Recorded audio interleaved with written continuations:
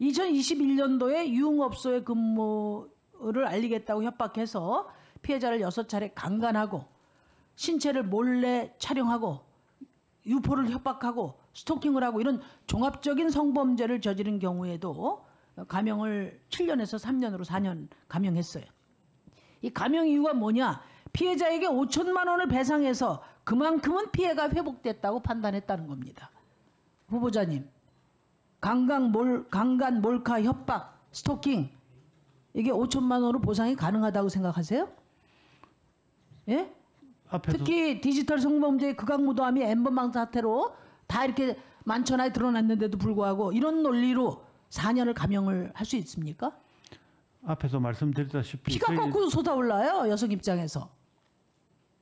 말씀해 보세요. 예, 앞에서 말씀드렸다시피 저희들은 항소부 형사부 재판 합의부로서 서로 신중하게 생각해가 결론을 내렸습니다. 그러니까 그게 기계적인 법리 판단만 하셨으니까 다만 그 아까도 얘기했지만 사회 정의를 책임져야 될 대법원장 후보자로서는 부적격하다는 얘기예요. 그러니까 저희들은 성범죄에 대해서 나름대로 비교적 무거운 형을 선택했다고 당시에는 생각했습니다. 미디어 오늘. 네, 그 후보자가 서울고등법원 제8 형사부에 계시던 시절에 성범죄 판결을 많이 하셨어요. 당시 판결 85건을 분석을 해보니까 감형이 41%인데 이유가 반성했다, 초범이다, 합의했다, 나이가 어리다 이런 거예요.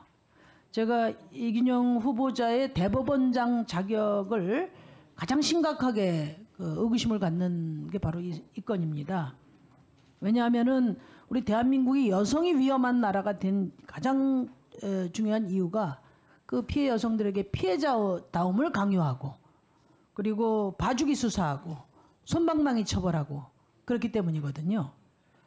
특히 이제 그 후보자가 이 사건을 다룬 게 20년에서 21년이에요. 아까 다른 동료 의원도 지적을 하셨지만 16년도에 강남역 살인사건 이후에 수많은 여성이 거리에 뛰어나와가지고 안전한 사회 만들어달라고 호소했고 전 세계적인 미투가 있었고 또 2018년부터는 고위 공직자들의 권력형 성폭력이 있어서 정치권에서 이 문제를 엄청나게 성찰했고 20년도는 특히나 N번만 사건 때문에 모든 국민이 경악했던 그런 시기입니다.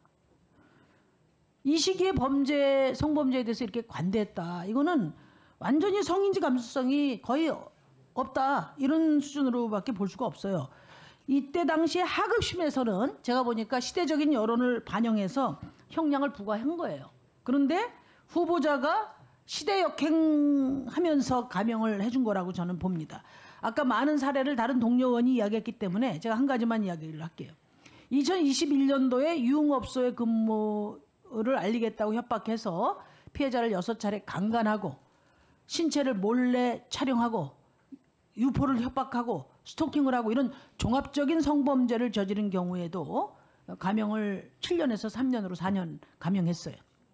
이 감형 이유가 뭐냐? 피해자에게 5천만 원을 배상해서 그만큼은 피해가 회복됐다고 판단했다는 겁니다.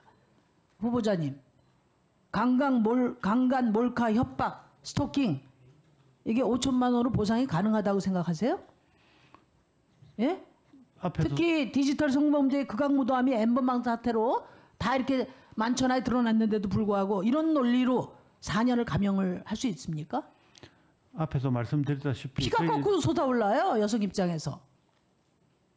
말씀해 보세요. 예, 앞에서 말씀드렸다시피 저희들은 항소부 형사부 재판 합의부로서 서로 신중하게 생각해가 결론을 내렸습니다. 그러니까 그게 기계적인 법리 판단만 하셨으니까 아까도 얘기했지만 사회 정의를 책임져야 될 대법원장 후보자로서는 부적격하다는 얘기예요. 그러니까 저희들은 성범죄에 대해서 나름대로 비교적 무거운 형을 선택했다고 당시에는 생각했습니다. 그리고 다소 지금은 어떻게 생각하십니까?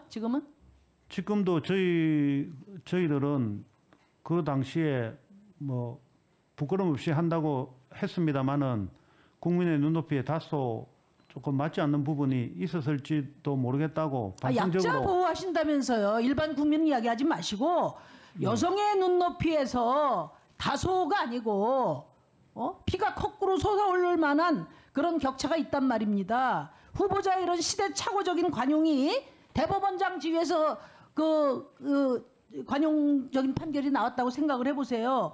우리 대한민국 여성들이 피눈물을 흘리면서 미투하고 절규한 것을 다 도루묵시키고 거대한 퇴행이 이루어질 거 아니겠습니까? 이 문제에 대해서 답해 보세요.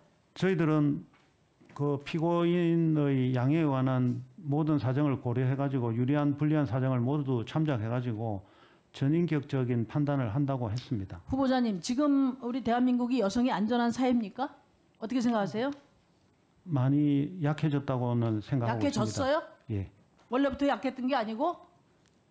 예. 그러니까 지금 우리나라 상황이 단지 헤어지자는 말을 했다는 이유로 수많은 여성들이 살해됐어요. 여성이 안전한 곳이 없어요. 거리나 직장이나 또 온라인에서도. 작년에 여가부 통계를 보면은 그 여성폭력 통계를 보면 평생 성폭력 피해 경험을 가진 여성이 38.6%입니다. 10명 중에 4명이에요. 이런 나라입니다, 지금. 여성이 안전한 사회, 성평등 사회로 가려면은 대법원의 역할이 뭐라고 생각합니까? 구체적으로 고민하신 게 있어요? 예, 형사 재판을 담당하는 판사들이 우리 사회가 약자들이 살기에 더 어려워진다면 형사 담당 사법부에서 형사 재판을 담당하는 모든 판사들이 사실은 어느 정도 책임이 있다고 생각하고 있습니다. 저는 그 3가지가 중요하다고 보는데요. 특히 대법원에서 2가지는 꼭 하셔야 된다고 생각하는데, 첫째, 이 성폭력 범죄에 대해서는 무관용의 원칙이 필요합니다. 어떻게 생각하세요? 예? 가해자는 감옥으로 가고 피해자는 일상으로 와야 돼요. 미국의 경우에 아동 성범죄자에게 4,060년형을 선고한 사례도 있어요. 근데 우리나라는 세계 최대 아동 성착취물 사이트를 만든 사람 고작 18개월 복역하고 내보냈단 말이에요. 이게 말이 됩니까? 두 번째는 성적 자기결정권을 존중해야 돼요. 폭력이나 협박이 기준이 아니고 동의 여부를 기준으로 강간을 평가해야 된다고 보는데, 그 점에 대해서 어떻게 생각하십니까? 저는 그런 방향성은 상당히 수긍할 부분이 많다고 생각합니다만은 현재 그래도 재형법정주의상 형법의 구성 요건이 성적 자기결정권을 토대로 입법화돼 구성 요건이 구성되어 있지 않기 때문에 지금 국회에서 법이 그렇게 지금 제출돼 있는데, 예. 그 성적 자기결정권에 입각해서 예. 동의 여부를 기준으로 강간을 판단하는 그 법에 대해서 동의하십니까? 저는 그 방향이 지금 전 세계적인 추세인 것으로 알고 있고 예. 그 방향으로 가야 되는 것이 아닌가 생각하고 있습니다. 그거는 국회에서 의원님들께서 우리 사회에 과연 지금 현재 시점에 그 구성 요건이 딱 필요한 시점인지 우리 사회의 정세를 봐가지고 결정해 주실 것으로 생각하고 있습니다. 저는 그 방향에는 예, 그 부분에서도 동의하는 부분이 많습니다. 애매하게 말씀하지 마시고 명확하게 이야기해주세요.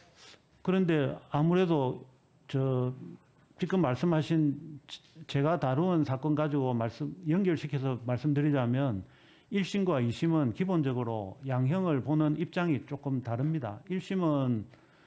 그래서 1심은 재판부가 많고 고등에서는 성범죄를 담당하는 재판부가 3개 정도밖에 없습니다. 그래가지고 그 양형 편차를 그래도 피고인에 따라서 이 서울고등법원 관내 여러 1심 법원에서 한 양형에 편차가 생기는 것은 그걸 편차를 없게 해주는 것이 고등형사부의 기본 책무이기 때문에 저희들이 감형을 하고 그럴 수는 있습니다만은 지금 현재로는 제가 알기로도 거의 무관용에 가깝게 형이 선고되고 있는 것으로 알고 있습니다. 여성이 안전한 나라라는 이런 가치에 시대 역행적인 그런 가치관을 갖고 있는 분은 절대 대법원장이 될 수 없다는 점을 다시 한번 말씀드립니다. 이 점을 잘 깊이 생각하셔야 됩니다. 예, 심상정 의원님 수고하셨습니다.